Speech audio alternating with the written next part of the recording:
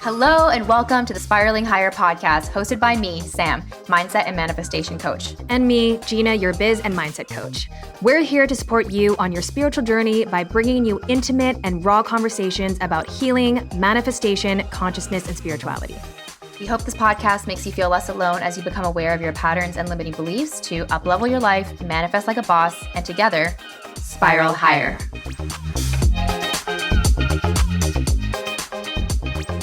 Hello and welcome back to the Spiraling Higher podcast. Today we have an extremely special guest. I met her a little over 3 years ago at her very own meditation and sound healing studio, and she is a force to be reckoned with. Carrie Bailey is an entrepreneur, healer, psychic, the best one I've ever seen, and content creator in Vancouver B.C. She is the co-owner of ZENDEN Meditation, which is Canada's first drop-in studio for sound baths. And you can also find her on TikTok and her app, Everything Spiritual. Welcome to the show, Carrie. Hello. Welcome. Thank you for having me. This is so exciting. It's a dream come true. I can't wait. This is amazing. We're getting We're go today. We're gonna go deep. Oh yeah. And we have to share where we're at right now, where we're actually recording from ZENDEN. And it's just, the sun is shining in. We're staring at the ocean and the mountains. And oh my gosh, what a dream come true.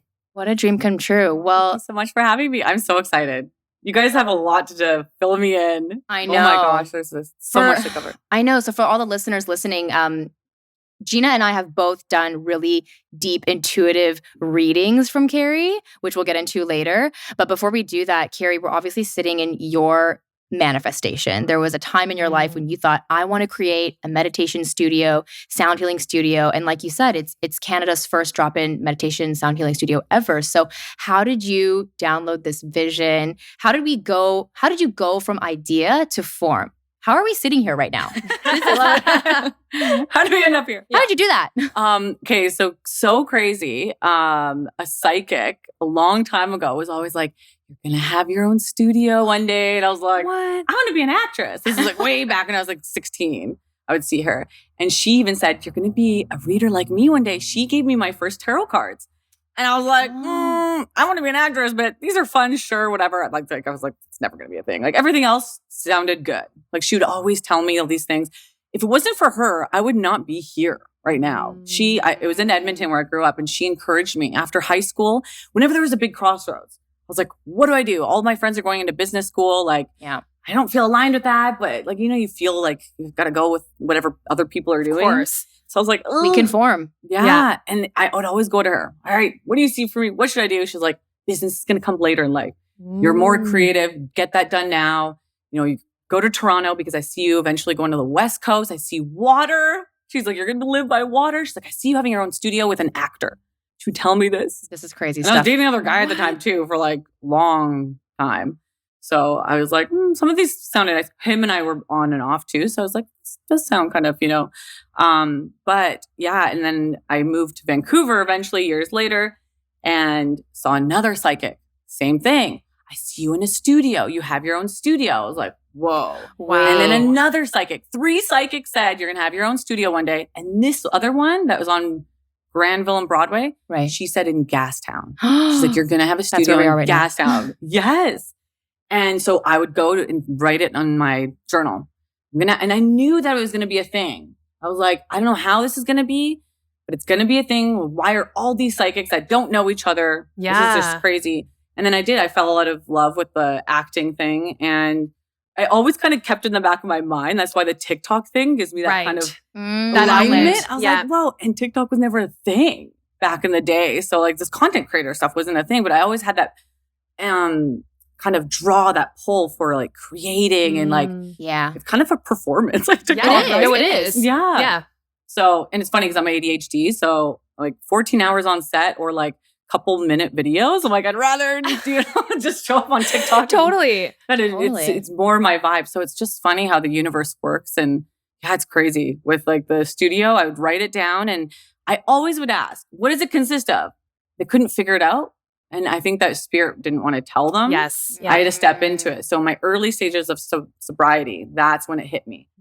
It's like, wow, I discovered sound healing and meditation. I was like, oh, this is what the studio is going to be. And I would tell people and have a studio one day and no one has anything like this. There's no place you can just drop in. Like why is there drop-in fitness centers where there's no drop-in meditation and sound healing? So and true. You can go get your healing done. And everyone laughed at me. But I knew, like, I don't care. I'm not even going to listen to you. I know this is going to be a thing. Like, it's like you just feel. And then when you are practicing spirituality, you're so in tune with your intuition. I know you guys are on the same. Getting there. Yeah. You just know when something is like, you just have no doubt. And so I think it really did help with those psychics I found because it was like they really instilled that it was going to be a thing. So I was like, hey, I can surrender.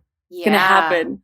Everyone's saying it. These people that don't know each other. So it is crazy that you're saying that because for everyone listening, Carrie is one of my psychics and Gina's as well. And I mean, you've told me things 2 years ago that I was like scoffing at. I just thought that is crazy. I don't know what that means, but okay. And it just kind of planted the seed. And now we'll come back to it later, but there's so many things that have manifested since that reading. But I kind of want to go back in time because you were 16 when you had the first reading. This person said, you're going to do the studio. You're going to be this creative. So did you listen to that suggestion or did you just ignore it? You know, what took you from hearing this reading, I suppose, and then kind of taking action? Because a lot of people would hear things from a psychic and think, okay, that person's on crack, but they don't know what they're talking about. Yeah, I wrote it down. So any of the readings I would have, it was always recorded. And so I'd listen to it and then write it down. And then I would just read and over like constantly. I was obsessing about it for a long time. And then I realized, okay, I can't do that. So I just kind of stored it somewhere. But I felt, I wasn't that like, oh, I don't know. It wasn't until I went and saw the second and third psychic when they said it. I was like, oh, this is crazy. And so I only started to get real serious about it because I still was trying to pursue the acting thing. I was lost for a couple of years, like then I was like, this isn't really feeling aligned. Yeah. And it wasn't until I got sober. And it's funny because the psychic also used to tell me, no drugs, no drinking. And she never You told me that too 2 years ago. You were like, stop doing drugs. So funny. You just have your own intuition channeling. Yeah, you can channel it just on your own, on the bed. Yeah, because that's what I think some people get too deep into that to use that as a way to, they think they need it. Okay, wait. So Carrie, your sobriety obviously was a huge turning point for your manifestation journey, your spiritual evolution. What kind of led you to become sober curious? Okay, so where did okay, we're going to go way back. Let's go back. 14. So I decided I can't do this acting thing anymore. I was like working paycheck to paycheck. To be an actor, you have to be a server. Obviously. Yeah. Yes. And I kept getting fired from serving jobs because I was just the worst server. I was like, this sucks. Like give away my tables. I was so lazy. I'm like, I hate doing this. And so, it was like, I got to a point where I'm like, I can't do this anymore. I had an aesthetics background. In Edmonton, I did 9 months of esthetician school. And so I heard from a friend, she's like, oh my God, if you work for L'Oreal, one of those cosmetic companies as a rep, it's like salary. I'm like, oh, ding, this is the way that I'm going to be able to like stay in Vancouver. Cause I was on the verge of having to move back to Edmonton, which I was like, oh no, I don't want to go back there. It was just like a period where I just had to change everything. And so I got to work at like, reading Brian Tracy, who's like the sales guru guy and figure out his method. And, I remember I was doing yoga and I was just like getting amped up. And I was for 9 months going like applying at all these jobs and no one was getting back to me. And it's so crazy how like even the universe works because I was watching this TED Talks earlier in the day about this girl, how she was, saying, I get everything in life by not being afraid to put myself out there and ask. She's like, it was like the power of asking. And it's funny because later on that day, a girl that worked in like HR or something, she posted, we're looking for a sales rep or whatever. And I was just about to type like, oh my God, I'm looking exactly for this like position. And I deleted it. And then a little light bulb went off like, no, remember that TED Talks. Like, you're not going to get this if you don't ask. And so I just did it. And I was like, and that was the job. Like when I got the job, I felt like I won $1 million. Like I'll never forget. Cause I'm like, wow, like I'm not qualified. Like, you need a Bachelor of Arts degree for this position. And, I got in there as like entry level and I worked my way up. I even got Rookie of the Year when I worked for like Too Faced Cosmetics. And like, so when I got into that industry, I was like, shit, I got to get, serious with my sobriety. Like just take a month off drinking every once in a while, because you can't get fired from this. I came from all the firings of the serving world. So had that in my mind, I'm going to get fired. And so I would take a month off, and Too Faced Cosmetics had a benefits package. So I'm like, all right, like this is awesome. Like, maybe I'll, look into Reiki healers and energy healers. I've heard these magical, mystical experiences that come from it. And so I searched a massage therapist that also had Reiki. I was like, hey, can you just put it on the benefits? Like, I really want to try this energy healing. And I was 2 weeks sober. It was one of my 1 month sobriety stints. And I'll never forget what happened through that 1 hour session. She didn't say anything. It wasn't intuitive guidance like I do in the sessions. I just sat down with her after, and I just started bawling my eyes out. And I describe it now. Like I even have chills describing it just because it was so profound. It was like the veil was lifted. Like something clicked in that moment. And I knew I couldn't drink anymore. And I would always tell people, when I'm 40, I'm going to stop drinking. And, I have it under control. I can take a month off drinking. My friends couldn't even take a week off, like for my party friends. Yeah. And so I'm like, I don't have this issue. I'm fine. It's the stories we tell ourselves. And I was in this complete fog. And the Reiki, no joke, I have chills. It's crazy how much shifted in that 1 60-minute session. Everything lifted. And I was like, I can't do this. Something clicked. Like a light bulb went off. Like, you're going down the wrong path. If you're telling yourself that you have it under control, you're not going to have a good life.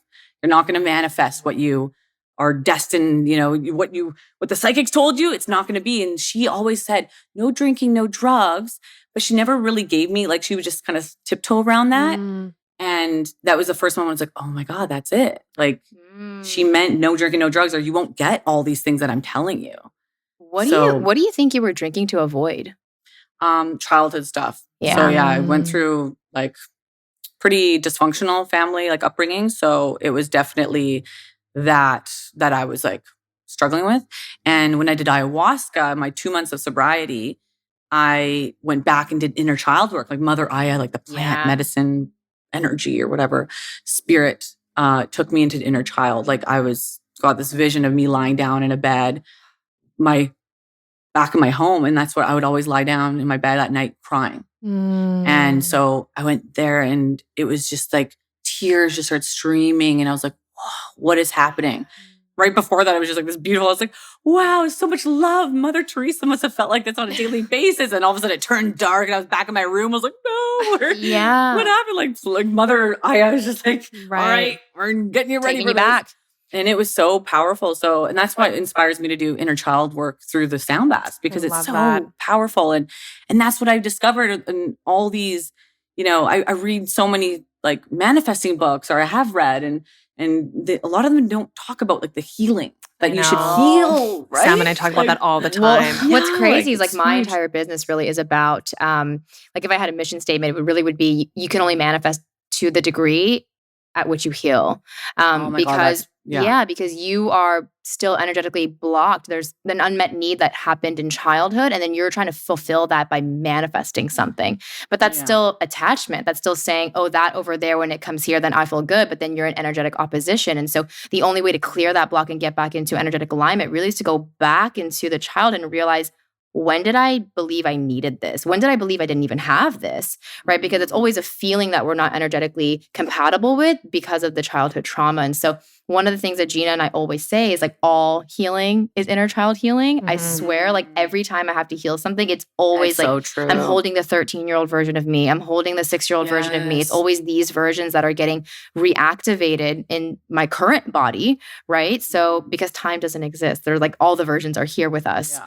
And so it has been just really trippy, realizing like, I don't even have to worry about manifesting. I can actually just focus on healing. And then the manifest. Yeah. Do you feel that? Like it just kind of happens automatically.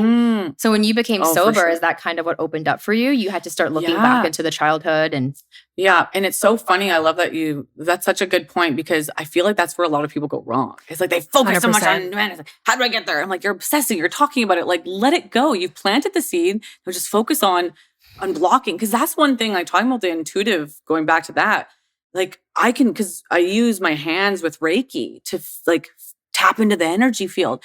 And I'll know instantly. I'm like, oh, you have this blanket of fear. There's self-limiting belief. Yes. Oh, there's this and this and this. I can see a vision maybe of something very specific. Oh, these girls from high school are really mean to you. It's like, yes, like I'm like, this is what's blocking. Like, it's this something so small sometimes that we feel like we've moved on from is still living inside of us. And that's the thing that's maybe blocking you from public speaking. Or maybe that was your dream that you like. It's just so crazy how something so small, just an energetic block. And once you work through that, then you really open yourself up. And mine was, I feel like the drinking, where a lot of other people, it's different. We're all so different. We all have different reasons of why we need to heal and different blocks. And in a lot of ways, they're also addictions, right? And I think for me personally, my addiction really came into needing approval and needing validation. And, talking about going back and how there's these little things that kind of happen in your past, you can almost, now that we've done the healing that we've done, and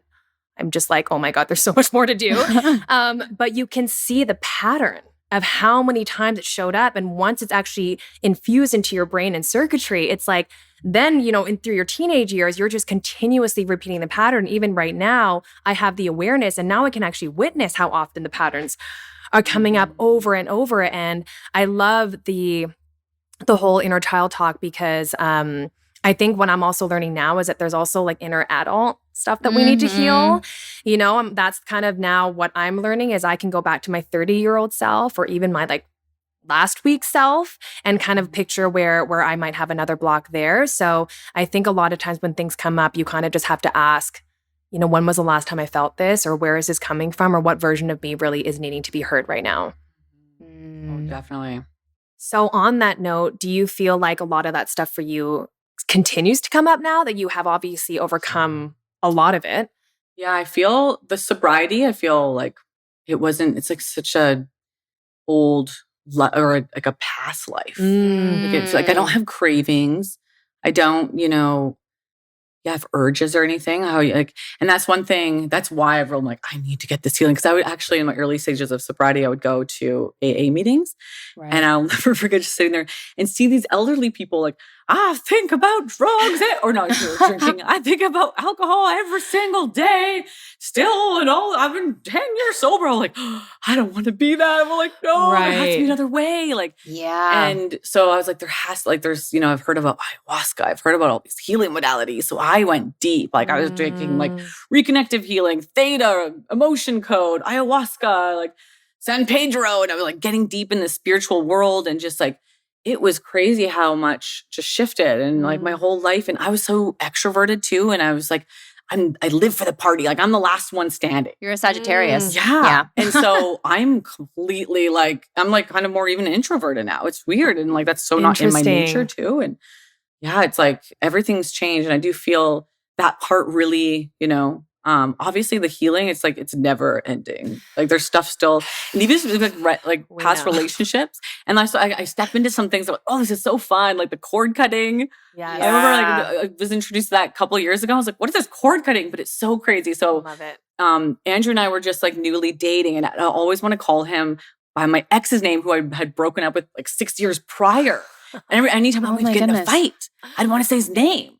I'm like, this is weird. Well, why is this coming up? Like, get out of my head. Like, that's so weird. And he would even say, like, I'm not your ex. And I was like, weird, because I'm just thinking, oh my gosh. So it was coming from a wound. Like a place of what because he would cheat on me, my ex. And I have full, like Andrew, I know, like I have full trust love in Andrew. him. Yeah. I know he would never cheat. And so I think in the early stages, I would have that like, yes. So, it's funny because I was telling someone about this. I was like, oh my God, it's so weird. My ex. And then a week later, I get on the phone with like a phone psychic. And the first thing she says, there's an ex attached. You got to do cord cutting. I was like, what's cord cutting? And then so I did that. And I noticed a big difference. And when we argue, his name wouldn't come up. I wouldn't feel like I want to, say his name. Yeah. So it's interesting. And you do the work, and it's all energy. It's all energy. But for someone who, maybe someone's listening right now who's never heard of cord cutting, like I used to literally think I was going to cut a physical cord. I didn't know what that meant, right? I heard that and I was like, we're going to just cut pieces of rope together? What are we doing? So the first cord cutting I did was, I remember there was a client relationship I had that was causing me a lot of tension. I don't know if you remember this, Gina. And it was so crazy. You put us into this meditation, obviously, with your sound healing bowls, and basically asked us to envision that person and this energetic cord, right, between us. And then we had to, slice it with scissors, axe, whatever. And it was crazy because she sent me a message right after that session, basically kind of like letting me off of the hook, whatever I was kind of stressed out about. I was still doing real estate back then. So it was like a deal situation that was going on. And she basically messaged me saying like, I know it's not your fault. These things kind of happen. I'm ready to move on. And I was like, okay, so explain that. Like, how do we have energetic ties to people who are not even physically connected to us? It could be years and years of time between the thing that happened. How do we recognize those, and how do we actually release them? How could someone cord cut on their own? Yeah. Okay. So cord cutting is based on the premise that anytime you get into a relationship, it could be something very like small, like even just briefly meeting someone. Right. An energetic cord becomes attached to that person. Especially, I find the deeper the cord goes, or like the longer of the relationship, especially if it was toxic for a long time. And especially if there's just weird feelings, like especially low vibration feelings, jealousy or anger. Right. Like, would you say the cord is basically, it's like tethered energy or something? It's your energy gets kind of entangled? Yeah, it's almost like it's just a connection, like to the other person. That because like when you become in a somewhat of like a partnership or friendship, even it's like you share energy, right? You're sharing because you're back and forth communicating, and it's even coworkers too, like how you had coworker. So it's anyone that you're constantly around within their energy too, and you're like conversing. So an energetic cord becomes attached, and then obviously there's like good attachments too. Like if there's a positive relationship, it's like, oh, we feed into. There's those friends you're like, I was just thinking about calling you. It's like you have this like this bond. But it's the energetic, the low vibration ones that will show up a lot of the times in your relationships or your day to day. You're in the shower and you're thinking of like, why am I thinking of this person? And you're like envisioning like what you would have said to them in that fight that was like 5 years ago. Or like it's like stuff like that can come up, or it can show up in your present relationships, or just even how you feel about yourself too. And sometimes you feel really drained, or you're noticing them reacting to you differently. You're like, where's this coming from? And so I find it's important to sever that energetic tie, because sometimes they're from a distance even sending you ill intentions. And it's not even you. And you're like, why am I feeling this? Or am I feeling off? Or just kind of feeling triggered too. So, or bad thoughts. There's all different kinds of ways it could show up. It's not the same for everybody. So by doing that meditation and just visualizing them, sending them good thoughts, even sometimes that's why I like to combine like, hugging them or saying sorry, like exchanging some words like, I forgive you. Yeah. Even though it might be hard to do it for them, or even seeing them apologize. But you just have to envision it, that it's just, you're just letting all resentment or grudges go, and you snip the cord. You have to be consistent with it, just like inner child work. You can't just do it once and expect it's going to be like, it's changed. But like, but sometimes you do get big, like, whoa, I feel it's shifted. I feel different, or the person messaging you like that. That can happen. But it's crazy. Even a woman messaged me. We were doing online cord cutting, and she messaged me 3 months later after we introduced it. She's like, I have to tell you something. I've lost 30 pounds since doing cord cutting. Wow. Oh my gosh. I think cord cutting, there might be this belief for some groups of people that means cutting toxic people out of your life. But what I've learned about cord cutting is people can actually still be in your life physically, but you can cut off those energetic ties. Yeah. Like they can still be, someone who might be draining your energy as a friend, you can still have them sometimes as a friend if you're conscious of the energy that they're kind of taking and the energy that you're receiving too. And like I think sometimes people have really contentious relationships with their family members, but it's not to the point where they're going to cut out like their mom, right? But their mom, for example, could have a lot of negative influence on your decisions and just make you not feel so good in your body. So you can cut that cord, right? But still keep that person. Yeah. And it's usually an event. It's like an event that had happened. And let's say that because like with your mom or something, and then it keeps showing up. And it's like, those people like, stop going back into the past. It's like they need to cut that, release that energetic tie, that cord, to the past, that past event, it's over and done with, but you're still holding this, like there's a wound, an energetic wound that needs to be kind of healed and like severed. And that's why I think that that woman lost 30 pounds, because she said she was actually cutting a cord with the past version of herself. Right. And that's what it was. It wasn't even someone else. It was just like she was parting with this energy that she was holding on to. And it's like, yeah, it's like it just peeled off. She's like, I've tried every weight loss, every type of diet. This is the first time it just peeled off of me, and I didn't even do anything other than cord cutting. She's like, everything just started shifting. The way that I felt about myself changed after the cord cutting. Because you're almost also cutting off the narratives and the stories that you make from that cord being attached, right? And I think that's why when I think about cutting a cord from your parents, maybe it's not like I'm trying to cut off my parents, but there's so many narratives and tracks playing in my mind of who I am because of what I went through that you need to kind of detach from so that you can step into this old version of you or this new version of you. Because I watched this Joe Dispenza talk, and he was talking about emotions and how as long as we stay in a past emotion, we're always going to see our future through the lens of our past. Yep.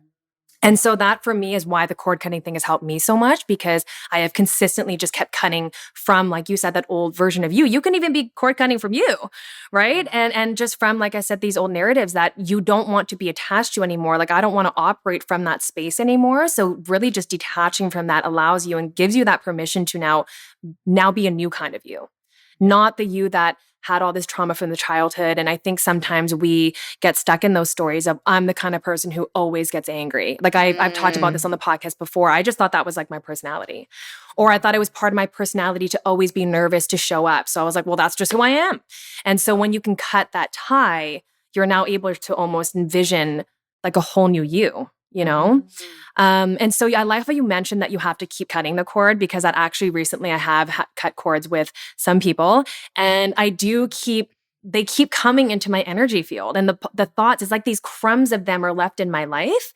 And so especially if it's in a long-term friendship, long-term relationship, you might find a picture, or you find like one thing that you have if they're still in your place. And so they just kind of keep popping up, and it's easy in those moments to feel like I'm doing it wrong. Like, oh, I didn't do it right. And how come I'm still letting them come into my mind? So I love that you said to kind of keep repeating that. Yeah. Because does that just mean like because they haven't cut the cord on their end that it can kind of keep? No, I find it's just you have to be consistent, because it's like layers. There's layers of it. And especially again, if it is quite deep. Yeah. But yeah, just keep doing it, and do for like a lot of forgiveness too. There's this crazy story of this woman who was a client years ago, and I'll never forget that. She's like, all I did was just a forgiveness meditation to my sister-in-law, who it's been 25 years, and she hated me from the get-go because I got with her brother, who he just got out of a divorce with her best friend. Oh my God. Wow. And so she's like, she hated me from the get-go, thought that I was in the middle of like their breakup, but she's like, I really wasn't. And so for 25 years, it's like we lived down the street from each other, she hated me mostly. And so she's like, I started doing it for 2 weeks of forgiveness meditation where I just sent her forgiveness and visualized forgiving and her. And it was just this energy exchange. She's like, after the 2 weeks, no joke, we met up and we're best of friends now. We meet up all the time. We go to like our kids' soccer, and like, she's like, it was like, yeah, like night and day relationship. And I'll never forget that. I'm like, wow, it's so powerful how and she said she didn't do anything. It was just her. Yeah. Just sending and just visualizing. I was just going to say that because one of the biggest things that I learned in therapy, I remember when my therapist told me that I could heal my relationship with my family, like without them doing anything. And I was like, how is that going to happen? Like, how are we going to have a better relationship if they don't change? So the narrative I was in was, I'm always going to have this family and it's always going to be like this. And so I really did just start working on me and just healing me and me showing up differently. And I swear I believe that it's because I had a vibration in me that really wanted to shift the way that our family functioned. And I think they all had a vibration in them that also wanted the same thing, but they're so stuck in the stories of how we've all been all the time. So as soon as I changed with no expectation of them changing, our entire family's dynamic has completely shifted. You're like the catalyst. Totally. But I think it just goes to show that you don't need to wait for the other person to heal that relationship. I think that was mind-blowing for me. And now I'm applying it in so many other areas of my life. That's so powerful. For like the non-woo-woo person, how would you explain what's happening with the forgiveness meditation? Because there's a lot of people, I mean, I'm just thinking about the old me, right? Who would be like, how the F is a meditation going to change that person? Like, Right. or how am I going to yield a result in my physical reality by sending positive vibes? You know, how would you explain that to someone? Yeah, that's the thing. Cause like, I know people are like visualizing, like, what is this? Yeah. Well, I But, used to not yeah. like, I actually started to go back, but I remember the first future self visualization I did in this studio. I saw things, but I thought, did I just make that up? Yeah. Like what? I was like, what the heck was that? Like, Yeah. whatever, I'm going to bed. Like I just fell asleep like halfway through. But you know, what's happening in a visualization? What's happening when we're sending positive vibes to someone who doesn't really understand energetics? I guess like in a way, what comes to me is like power of intention. You know, like it goes back to like Wayne Dyer. I love his teachings. Yeah. And even has a book called The Power of Intention. And Yeah. I think it just goes back to that. It's almost like when you're placing your focus, what is that quote? What you focus on expands. Or like, Yeah. what is, no, there's Where another- your attention goes, energy energy grows. flows. Yeah. Yeah. Energy flows. Yeah. So I think that's kind of like the premise of it. It's almost like, you know, with visualization, you're really, and this is the thing I love so much with visualization is like you really kind of activate all those inner senses too, like the touch, the taste, the smell. Like sometimes when you really visualize it, you're there. Well, your mind thinks you're actually there. That's the Yeah. crazy thing. Yeah. Yeah. So you can really tap into that. And I feel, you know, if you do that often and you can really kind of get a sense of it, we're manifesting every single second of every single day. Yes. That it's almost Yes. like by visualizing that's happened, like you like what you said, you just believe it. So when you believe you're forgiving this person, you feel that energy of forgiveness in your heart, in your spirit, in your soul, like you're vibrating at this like energetic frequency of forgiveness. It's sending out these vibrations of like into the world and the universe. So how you're showing up now is this energy of forgiveness. So I do feel like that's even, I know, still kind of woo-woo. Yeah. Like, how do you explain this? I know. It is hard to explain, but I think what's happening is you move into the energy of forgiveness, and then now you're just simply aligned with one of the timelines that is in alignment with forgiveness, which would maybe entail that person will come and shake your hand again. Yeah. But it's also your perception though, because I think when you are angry and that woman may be thinking about her neighbor down the street and, you know, you're again, like you're stuck in that track, you're stuck in that playlist or that narrative. And so when you get to release that, you're also just more at peace, right? So I think when your perception shifts, nothing else really changes, right? It's just you and the way that you then carry yourself. So I think that has some, like that maybe isn't as woo-woo because I think if you just change, then of course your own inner world changes too, you know? Well, because your reality comes from you. Exactly. Right? And then the insanity is that we think that we need to change everything outside of us in order to feel better. Yeah. And there's actually, I think it's an Indian proverb. I look at it all the time, but it talks about how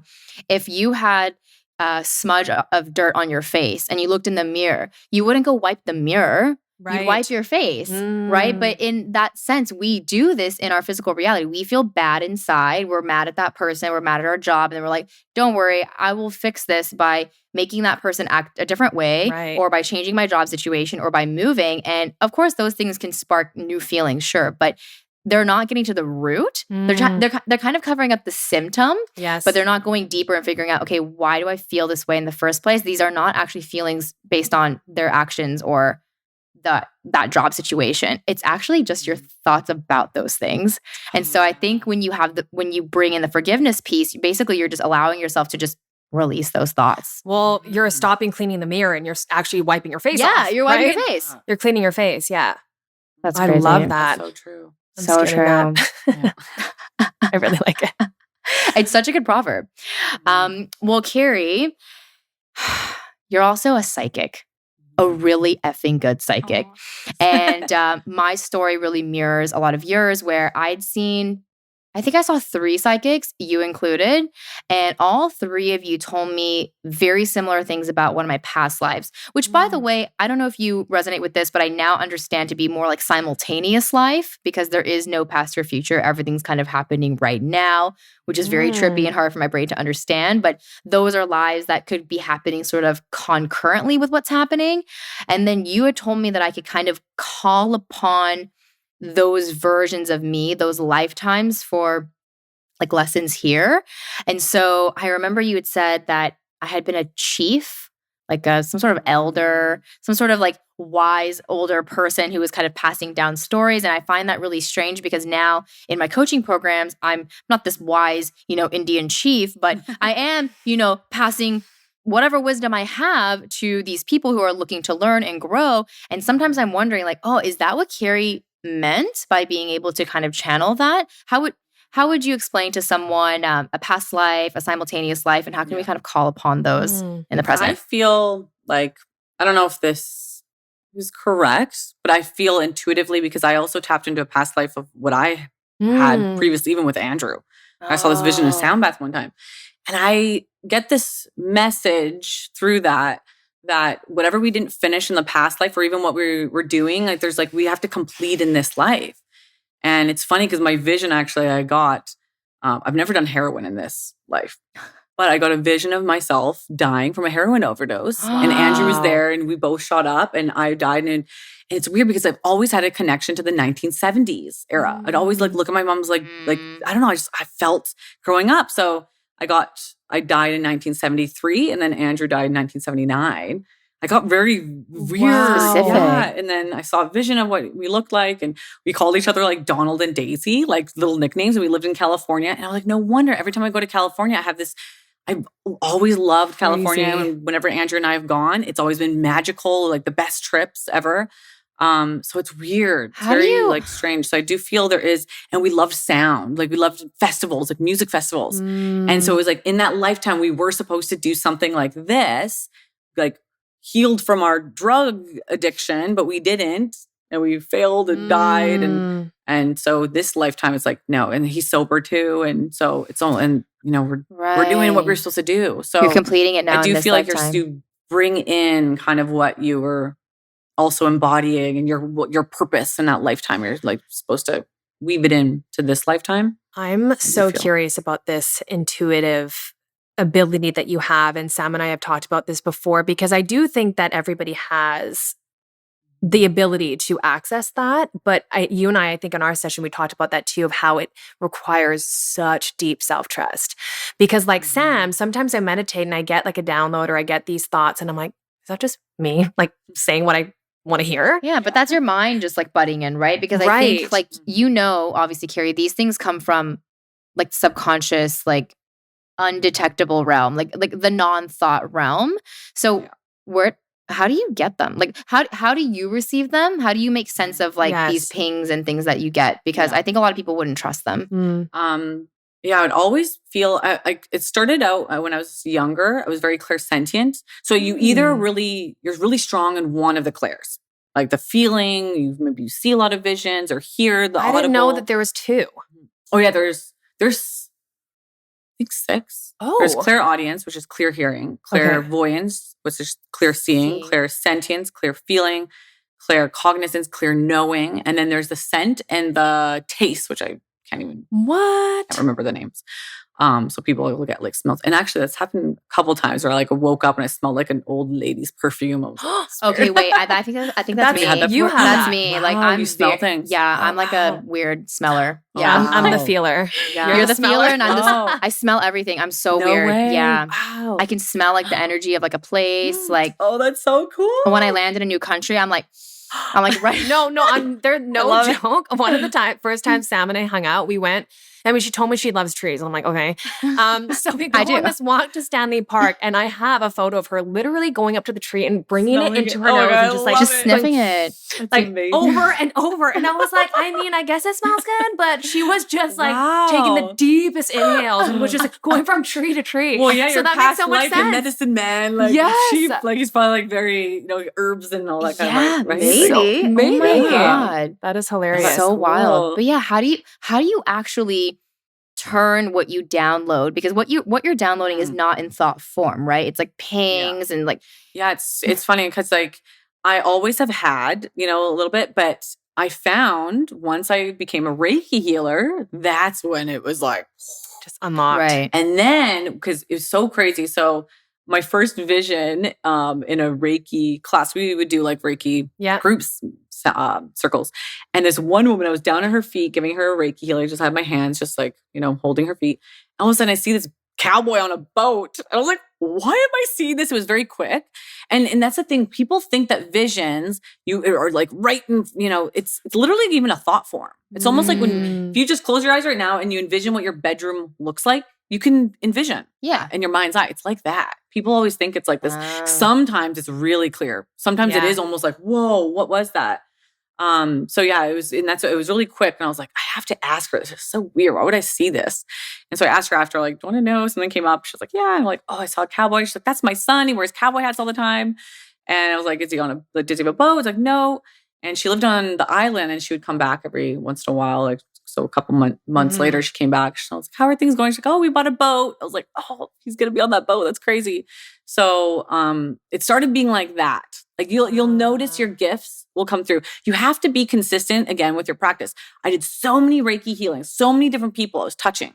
And all of a sudden it was like, whoa. And then a Reiki circle I did. I was like, oh, there's only 2 of you today. Let's just pull cards. And holy crap, everything blew through. So that tarot reader, I was like, here, you're going to do tarot readings like me. I didn't even know how to really read tarot. It was just the images came to life. And all this stuff started flowing through. And this girl's like, whoa. Like after that session, I was like, what happened? I was seeing all these visions. And so I found kind of my flow of how to do it. And that's why when you guys come for a session, it's like I get you to lie down. I give you Reiki, pull tarot. So I'm also meditating. I'm channeling. I'm looking into the tarot cards. I find I'm even... I get more messages when I'm typing. Yes, yeah. So that's another, Tyler Henry, the medium, how he scribbles on a paper. So I find when I'm typing with my fingers, more comes up too. I'm the same. So and I'm very ADHD, so I need focus. I need something to kind of like focus in on, or else I just like kind of wander sometimes. So it's nice to have all these little tools to flow in. As you're typing or as you're in this session, do you ever get those distractions? Because I do find that sometimes I am journaling or I'm writing and I'm like super in flow, and then I notice I'm in flow and then I'm like, oh, I'm doing it. And then I'm like, okay, I want to keep doing it. So you have to keep pulling yourself back. So just pull it back. Yeah. Because there's sometimes I'm like, oh, shoot. Okay, I'm thinking, and I have to like get back, like take a deep breath, look into the tarot card. That's why it's easy to have something to focus on. Like looking into a tarot card, I'm having to study something. And then I go back and then I just, kind of wave my hands in their aura and then close my eyes for a few seconds, look in the tarot card, close my eyes again, and then more. Once I get something coming, the ball starts rolling, and then I'll type.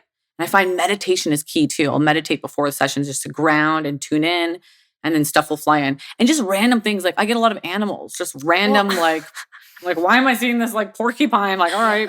And it always resonates. Like the message, like, you got camel and, well, I'm laughing about my session. And then you had the beaver, right? Well, it was the groundhog. Yes, I forgot. And it was so, okay, so first of all, going back to the tarot cards, that's definitely something that for me personally, I was never really resonated with. I kind of just thought that's just so random. I mean, they always did hit home whenever I would get a reading done. Kind of like your horoscope. I was kind of like, yeah, I mean, that applies. But how would you explain tarot cards and how they work to someone? Tarot is definitely this like portal, this, connection to like the other realm and spirit. And the images, I find it's funny because I teach tarot and it's not so much even like sometimes what the card even means. Okay. Like some people are like, oh, I want to take a picture of what the card is. And I was like, just letting you know, whatever that was to me isn't actually what. Like there's the image on there spoke to me. Like there's like she's holding a bird and that bird, like it's like something, sometimes like there's an image of a fire in the card and it was water, it was a swimming pool. And this girl, I was just tapping in, I could feel my neck tightening. I was like, oh, and I kept looking. I was like, what's this water in the card? And then I was like, I feel like I'm choking, like I can't breathe. And I was like, oh, like something with swimming pools coming up.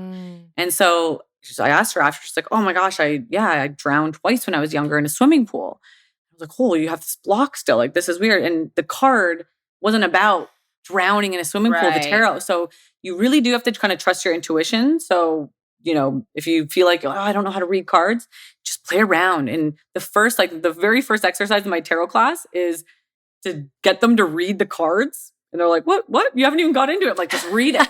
Look at the cards. What is it telling you? And right. it's funny because each person, when I get them to, explain what it is, I'm like, that's actually what the card reading a lot of the time means. Like what are a little piece of what they're saying. So it's really even like what the image is kind of like feeling to you. And you tap into the emotion. Like I find a lot of the times in the sessions, my emotion, I was like, whoa, this is taking me for a ride. I'm like feeling grief all of a sudden. And, I find, the tarot is really helpful in telling some of the story, but it's not like, it will not tell you everything. So tarot is like a bridge to kind of get you to open up more. But it can only tell you so much. So there's like some tarot readers that are just like, I find like entry level, like they can just kind of read. There's numerology in there, which is helpful, elements and stuff like that.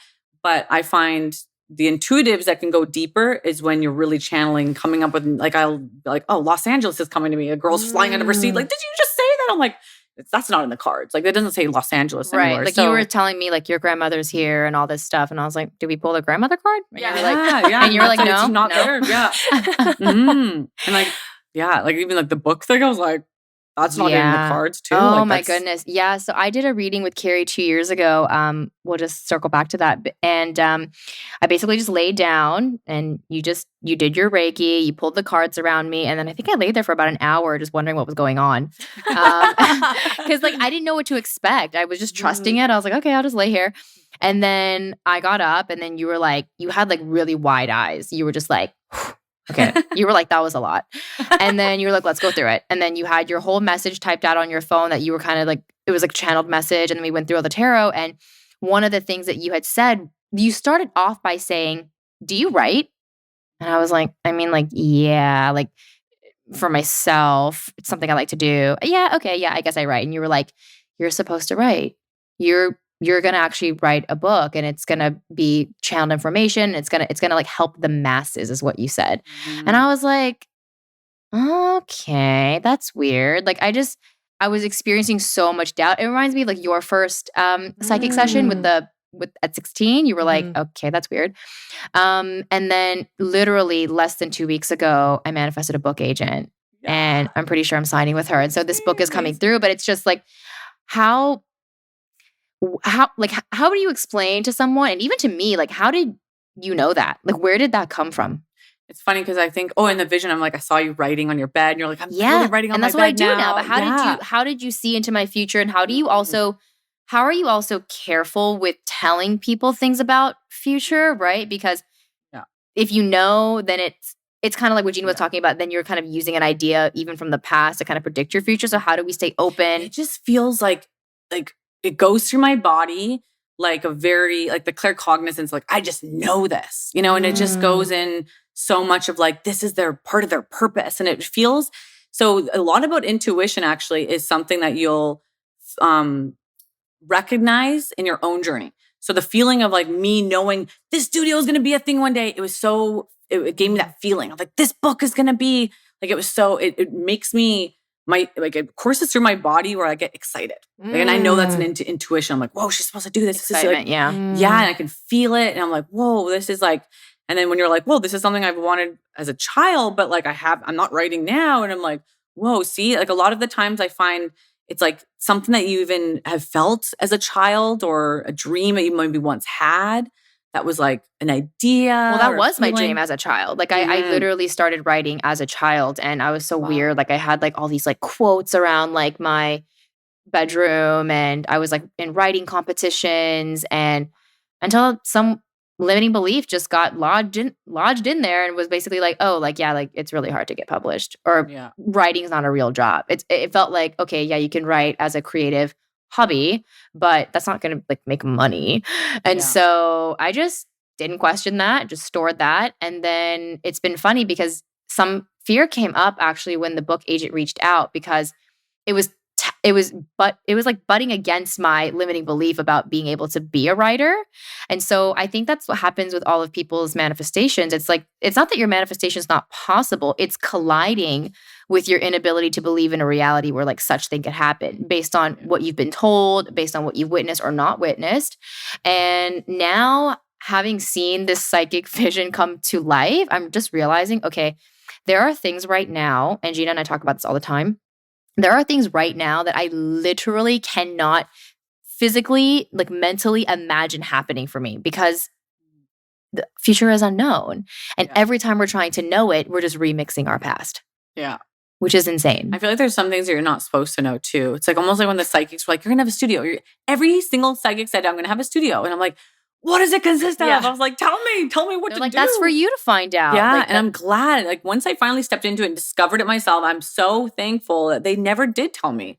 And I think a lot of people like some people come to me like, tell me everything. I'm like, I'm getting like, I can give you this much because that's all they're telling me. Yeah. And it's important not to, and like going on the, like being careful of what to say to people too. Like I even have an energetic, like contract with my spirit guides. Like, don't tell me about like divorces or breakups. Like, I don't want to get in the way and planting a seed on instilling fear or getting in the way of that. Like, just, I want to just help with the manifestation process. Like, that's why I call it transformational healing and guidance. Like, I want it to be this kind of, session to instill some passion, excitement, healing, or like, motivation, kind of like what my psychic did to me when every time I was stuck, she just gave me this clarity and this, like, she really saw me, like knew what I deep down desired. And she was able to kind of bring that up and get me like, okay, I'm excited to move forward. And I know the path now. And like, I don't want to get in the way. I think that's why she was always careful of even what she would say too. But yeah, because people want confirmation, right? But I think that's why it can be also so dangerous sometimes if you, because you want the answers, but then your actions that you're going to take are going to be so misaligned because you're doing it from a place of trying to control what the future is going to be, right? And that's actually a lot of the topics that Sam and I have been talking about recently because, one of the main reasons I came to you was I wanted clarity, right? I think I've gone through a huge transformational healing process over the past, couple years for sure, but really in the past like 6 months, I would say it's been very intense for me. And so I just wanted some clarity that I'm going in the right direction, which you definitely gave me. And we have to talk about the whole spirit animal thing later, but I think some of the things that have tripped me up though is getting that confirmation, because then I got so attached to that knowing that I then started to try to control how to create that future. Yeah. And any day that I wasn't in that future that we had talked about that I knew I was going to get, it felt like I was less than. It felt like I'm not there yet. So as long as it takes for me to get there, like I'm not living my actual dream life. And I got like spiritually slapped in the face multiple times this past week. And it made me see, like, I'm already living my dream life. My dream life is not outside of me. Like it's here. Yeah. And it's honestly within. And it's, a lot of the reasons why any of us are pursuing any sort of career or soul business is for a level of freedom and happiness. And so then as soon as we attach to that freedom and happiness being out there, like we've lost, right? And we've also lost that connection. I was scrambling trying to get it back. I'm like, but I know I'm supposed to do this. And then I got completely turned around and was walking all in circles until I remembered I can stop looking. It's like literally like, it's kind of like when you're looking for your phone and it's like in your hand. Yeah. Literally. It's like that. Or your glasses and they're on the top of your head. And it's kind of was this light bulb moment of, oh, it's I already have that. So there is a level of, okay, now you know what your soul is meant to do, but there also then I think after that has to be a moment of, I'm okay if I don't get that, which sounds so backwards, but I had to really detach from needing any of these things in order to make me feel whole. So I'm curious to know in your journey, because as all of this stuff started to come up for you and you get this studio, did you have, I'm sure you had things that kind of got in the way of that. So did you have tripping up moments where you got in your own way? Yeah. Oh my gosh. So right before everything manifested, I would go into Sephora when I was a rep and I would be like so miserable. And even though I knew about like manifesting, I was like still like, it was just so like, I was like, I really want to manifest a studio, like all these psychics. And it's the same thing. I was attaching so much to the outcome. Like, where is this thing? I'm sober now.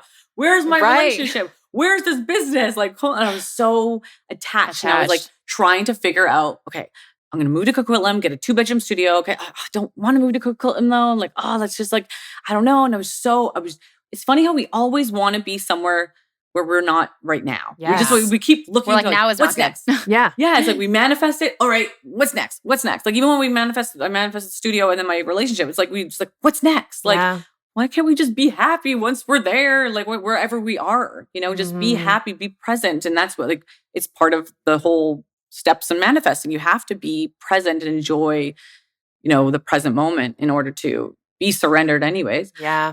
But it was like an aha moment when I was looking at Andrew and he was getting ready to go to the island to film his like second season of his television show. And he was so just in his light. And I was like, I remember looking at him like, wow, like I want to be there. Like he's so aligned and like with his purpose. Like he's just loving it. And he's so confident too. Yeah. And I was like, I want to be there and be so happy. Like I have to go to Sephora soon. Like, oh, great. But I was like, in that moment, I prayed to my angels and I like just took a brief bow in front of him. Like I didn't see it. I was like, please angels, like help align me with my business. Like I manifested this partner, got here. Okay, now, and it's funny, the way that I manifested him, I gave up trying to search and I energetically shifted. I was like, that's it. I'm going to go inwards. It was like some guy off Tinder said the weirdest thing to me. And I was like, that's it. I'm over, guys. January, I'm going to be just focusing on myself. I'm going to banyan books, got this little meditation cushion, got the selenite lamp. I'm going to sit there every day, throw out this ugly chair. Like I'm going to go inwards. And then that's when everything changed. And then it fell into my lap. And it's like that saying, it comes when you're not searching for it. I know. It's the letting go to let in. It's like what you said, Gina, too. It's like I just had to become detached. But that is so hard if you are not willing to give up the illusion that thing is going to make you feel better. Yeah. Because then it's like, I do have to do all this stuff. And so you and I did our intuitive readings with Carrie at different times. I kind of just floated in here. I was not looking for a purpose. But imagine if I had come in here thinking like, okay, I'm going to figure out like what I need to do next. Like I need clarity. And then she was like, you're going to write a book. And then I went like maniacally like searching for like a book agent and like I'm trying to come up with a book, but it's like the whole book is like my past 2 years of experience. So like how could I have written that book? And then it comes to you. It's like it just comes to you. You have to just trust the divine timing and know like all these things that they tell you about the divine timing. And that's the thing I was obsessing about, trying to find a place. Yeah. And then it wasn't in that moment. I prayed to my angels 3 days later, no joke. And I felt it. I prayed to my angels and I physically felt a shift. Like something like come off my shoulders. It felt like a weight. And all those 9 months prior that I was going to work, like, oh, I hate this job. Like I would always check the time. And for those 3 days after I prayed to my angels, I went and I was taking screenshots of like quotes on my phone. I went to work and I used that, like what they say in The Secret, like pretend you're going, like you're in that Ferrari car. Yeah. And I would go and I remember doing like a training on like the cosmetics and pretending I was in my dream business. And I was like, that was fun. I had a fun day. I didn't even check the time. I was like, shit, why did I do this the whole 9 months? Like, what was I doing? Like, I had so much fun just pretending make-believe or whatever, like playing make-believe. And 3 days later, Andrew gets a message from his, like the landlord of the building. And he goes, the guy was subletting is moving out. And I'm actually turning this building more into like a business. I don't want you just putting like more residential, like, you're going to have to put a business in. And Andrew and I were only dating a month and a half. And he looks at me and goes, how about we start your business that you were talking, dreaming of? I was like, first of all, how do you know we're going to be like, I was like, and I remember being like, oh my God, I prayed about this 3 days ago. I was like, well, and my energetic frequency for those 3 days were different. Like I was there. I had everything. And I was like, I felt happy. I was like, I'm, just enjoy this moment with this new boyfriend. Like you're here. Like it was just, it's crazy how you have to get on that frequency, that energetic frequency. That's how you manifest. Like you get there energetically first. Yeah. But everyone's going backwards. They're saying, no, when I get the thing physically, then I'll be energetically happier. And it's like, no, like you're literally opposing it. But I think a lot of that also goes back to that whole inner child stuff, right? Yeah. Like, why are we seeking something outside of ourselves anyway? And so I think that for me, like we've read so many manifestation books and I've taken so many courses. And I do think that is such an important piece that's missing, because I could try all day long to go inward and be like, I don't need that stuff, but I can only not need that stuff if I do have everything that I need within me, right? And I think a lot of that I did not have. I did not have self-love. I did not have self-trust. I really grew up not listening to my inner voice and ignoring that. So I think that was definitely a big piece for me before I could get to the place right now where I'm at. I mean, right when we were walking in, it's funny because Sam and I usually go through things one after another. It's either her first or me first, but this time we went through it at the exact same time. And when we were walking in, we were like, how does this get any better? Like, how could we be asking for anything more? Like we're recording, we're best friends, we're coming to you and getting to talk about this kind of stuff. And so it sounds so simple, annoyingly simple, because it's like you always say, it's such a sick joke. It's like, you'll have it as soon as you don't want it. It's like, you'll get it as soon as you let it go. And I think But even we were talking about this too. Like sometimes I know that I need to let something go, and then I get obsessed with like letting go. Yes. And then I'm attached still to the idea of letting go instead of just really letting go. It's such a trip because I'll say to Gina, like, okay, I get it. I'm not supposed to be attached, so I'm not going to be attached. But then I'm attached to being attached. Yes. And it's like, or I'm attached to not being attached. Yeah. And it's like, it's like still a cord. And so I think we can practice energetic cord cutting too, almost like with our manifestations, not as if we're saying no to them, they're never going to happen, but no to the energy of like, I'm not going to try to control when and how you happen anymore because you're driving me crazy. You have to stop obsessing about it. I feel like people are like, I was obsessing for so long. We got obsessed. I would reread the psychic messages from like what the psychic would tell me. Right. And I just like, and that's why people are, I look at my vision board. I know it might work for some people, but I'm like, don't look at your vision board every day because then you're obsessing. I'm like, I find, I totally agree. For me, I'm like, that doesn't work because I'm like really obsessing and focusing on like, why isn't it here yet? Unless it brings you that like visualization frequency. Right. But I think the way that I was approaching it was like, well, Gina and I have talked about that a lot. She'll say things like, if you can imagine your future manifestation in life without getting grippy and obsessive, then like do that. But I think a lot of people, they get really hell-bent on like, okay, like when is it coming? When is it coming? And I teach my clients in my coaching program, Massive Manifestation, about how you don't actually want to receive a manifestation from this energy. Because if you do, well, now you're just going to have like another problem, which is like wanting to hold on to it, clinging to it, not wanting to let it go. So if someone's feeling really anxious and they're like, but I won't feel anxious anymore when I get money, it doesn't matter how much money you get. As soon as you pay any bill, you feel scarcity. It has nothing to do with the amount of money. It's the idea that you only feel safe when you have it. And so that's so tough for people though, because they've never known how to give to themselves what they believe something externally will do. And that's why truly the healing has to happen first. Yeah. And then everything comes in. So recently, I mean, I'm a manifestation coach, but like I was getting a little bit attached to like wanting to manifest the next level of things. And I was feeling just really stuck and like. I do that too. And like, what's next? I'm like, okay, just get in the flow. Next? And I think there's an energy of like what's next that's like flowy and like open, like, what's next? And there's like, what's next? Like, and that's how I got like, and I was getting really attached to this whole other thing again. And I was like, what is going on with me? I just feel so out of alignment. I feel so resistant.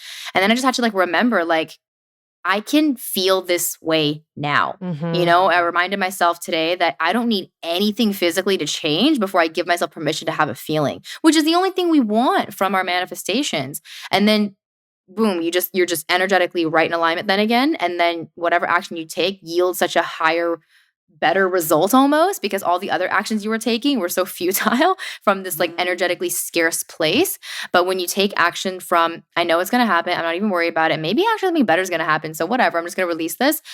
Things just shift like instantly almost. Like I feel like a different person from the past few days. Wow, I know. that's amazing. Yeah, but because I think that's what was tripping us up a lot was, you know, we know we're meant to do this though. So then how do you know, come into knowing your gifts? How do you know, get to know what your soul purpose is without getting attached? Because of course, then you get it lights you up and it gets you excited. And I think that's the trickiest part with our ego. It will use that to keep you attached. And that's the missing part that I totally did not see coming. And that's why I said I got slapped spiritually this past week because I could see what I was doing. You know, that even though this is meant to be something that is spiritual and flowy and it's meant to make you feel good, I actually used alcohol as an example, right? In moderation, great, right? But then I was just trying to get as much as I could and I was really intoxicating my own self with my own dream. Yeah. Right? And then I was just abusing it. I was almost abusing my gifts against myself when they're really just meant to be there to like light us up and make us lighter. And so, yeah, I think it actually does make me feel better that you also have gone through that kind of stuff. And I think that's honestly why we have this podcast, because it does make you feel like you're not doing anything wrong, you know, because even like you were saying, then you feel like you're doing something wrong because you're trying not to get attached. And then you're just kind of doing all these checkpoints of, am I doing this right? Am I doing that right? And it really does create, I think, almost like this, I don't know, almost like an Instant Pot, like pressure cooker. And then it just needs to come out and be released. And that's basically where we're at now. Perfect timing for you today. Yeah. I think something that I'm trying to normalize, especially for myself, but for all other people too, is like getting attached and then feeling pain because you got attached to that thing or needing that thing to happen.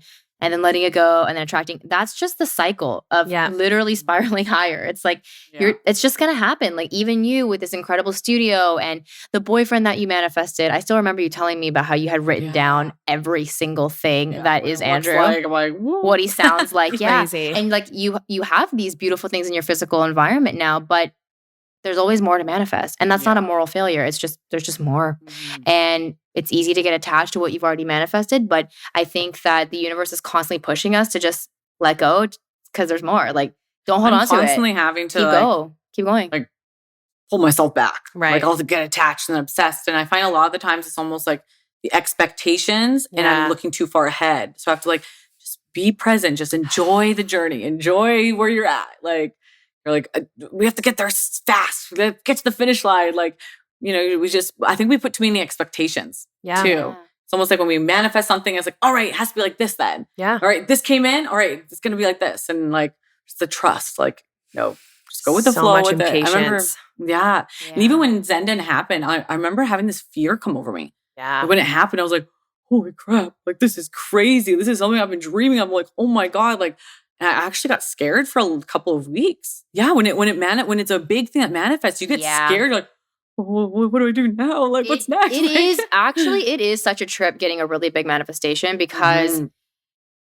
you've experienced this thing for so long in the quantum realm, right? You've been feeling these things and moving with these urges, and then suddenly it's just like there, and you're like, what? Like you knew it was going to happen, but you didn't know it was going to happen.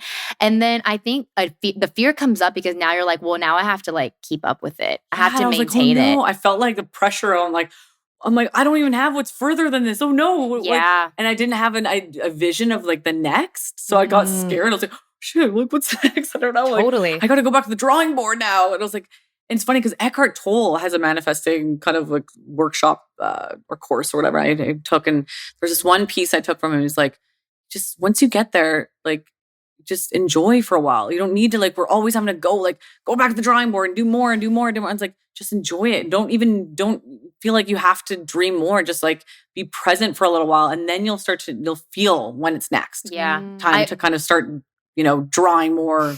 I love that. Calling more in type of thing. Totally. I always say manifesting is like eating because as soon as you get your manifestation, it's like you're full now. And sometimes you literally think I'm never going to eat again. I'm so full. Yeah. And then you don't need to figure out what you're going to eat like right away. Like just be full, just walk around, like enjoy, like just relish in that amazing meal that you had, the company that you kept. And then just know that like you're going to get hungry again. And that's okay. Because I think I used to think that as soon as I would have a new desire for a new thing, I was like, oh, again, like, why can't I just be happy with like what I have? But I think it's because the universe is actually trying to constantly expand us. It's like, no, there's more for you to do. There's more people to help. There's more things to create. Just like there's more things to eat. It's like, it's not a moral failure that you got hungry. It just happens. Yeah. I love that analogy because it also reminds me of like if you're eating, but you're constantly thinking about a different meal, like that would be weird. If I was like eating pancakes, I was like, oh my God, I can't wait for dinner tonight. That's so true. Yeah. Like it's so weird. Or like, oh my God, next week or next year, I'm going to eat the best meal. Yeah. So and you true. totally miss the meal now. on the meal now. And that was exactly what I was doing over the past week. Yeah, just gotta be present more and enjoy it. You're like, I feel like, and that's where us manifest. We're like, all right, like got here, like just people that are even busy, kind of got the entrepreneurial mindset or onto the next. Yes, it's like we just have to remind ourselves, like, pull back the energy. And you'll know. Like, I remember the psychic even said, she's like, you always will know when something big is about to happen in your life. And it's funny because right before the app happened, and like you always get to these periods sometimes when so much is going on, all these manifestations, and then all of a sudden there's like this like lull period, and you're like, shit. What's like? I'm all right. I'm bored. Give me like, something new. Or right? you're like, what did I do? I broke it. You're like, I broke it. Something's wrong. Yeah. You feel and like, you're like, what? And it's like this long period of stagnation. You're like, oh, give me something. But then you'll feel it coursing through, like something's gonna happen. Like it's funny because right before the app, I was like, I got on the phone with Andrew and I was like, I feel something's coming. Like, I don't know, I just get this sense. And then the day that we went into lockdown, like a third lockdown, I was scrolling through Instagram. I was like, would you like to have your own app? And I was like, that's it. And then it'll happen. Yeah. And then now a new project, we got to work and it was a new excitement. And so it is funny because like it was a long period where there was, it was almost like this confusion, even of like what the future is like. So it's just, you have to just trust and like know you're not going to have all the answers.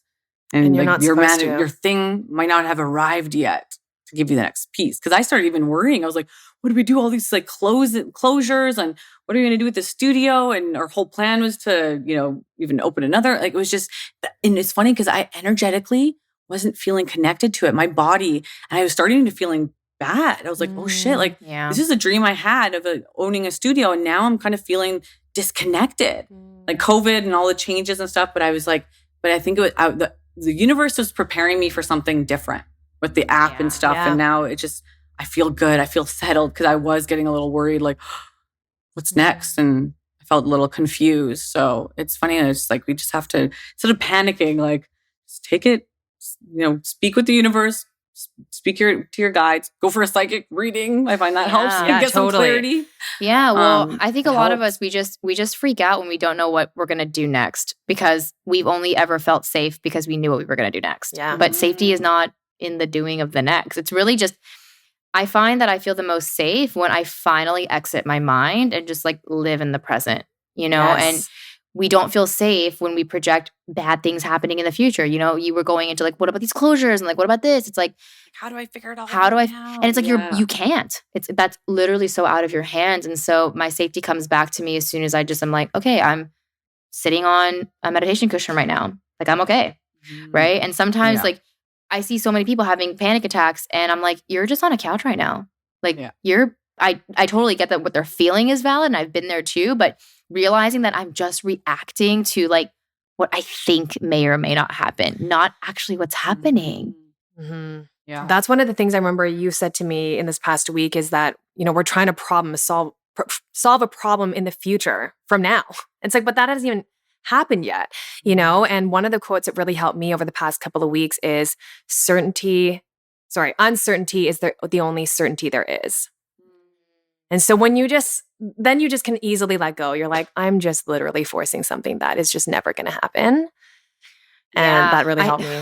It's true. But I think there's almost like this sneaky belief that I have that like, no, I can guarantee some certainty though. Yeah. And that's the ego, right? It's like, no, like we can, like we'll pull from the past and we'll figure these things out. And then, spirit is always telling me like, just let that go. Like just see what happens. Just surrender. Yeah. Just surrender. Yeah. I would love to know, what are you manifesting next? Do you have anything specific in mind? It's funny. Like I'm always feeling pulled to California, even though I feel like that's more like long term. I was like, Andrew, because he's an actor and stuff too. He's like, I feel like we'd have a place there, but I feel like that's way long term. And a psychic did say I was gonna have a house in Deep Cove, so like I put it on my list. I was like, so like that's kind of next. But it feels like it's far, right? But then again, when the studio felt far, so that's why I can't tap into that like fear of like, and that's what it's funny because I still even have that, like, I was like, I know the little studio and then the big one, so it's I'm like, who knows what will happen, but that's kind of like my next thing, and maybe having kids. Wow. So that was like my like, it's not really with the career, like the app, keep it going, but maybe more like having family, kind of like feeling drawn to that's kind of coming up. Wait, I bet you're going to listen to this episode in like a year and be like, whoa, got a new house, got a kid. Yeah. Can you imagine? So nice. You are truly a master manifester, so it wouldn't surprise me.